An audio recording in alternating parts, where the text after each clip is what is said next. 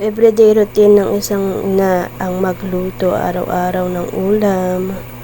Magsimula na tayo magbalat yan ng sibuyas. Nakatapos ko lang din pala yan maligo. At ito ay mag-asikaso naman tayo ng ating luluting ulam ngayong panghapunan, ang miswa na may sardinas. Magbabalat naman tayo ng bawang. Siyempre, hihiwain na din natin yan bago natin siya igisa.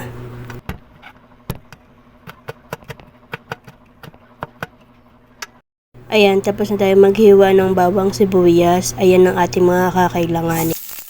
Tayo at magigisa na, maglagay tayo dyan ng sibuyas, bawang. Siyempre may mantika na yan.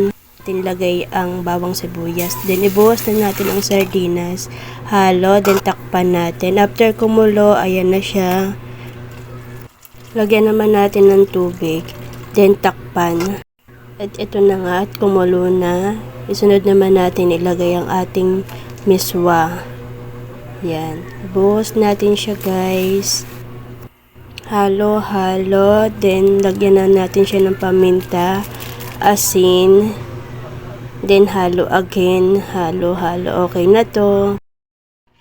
Thanks for watching. Follow for more videos. God bless everyone.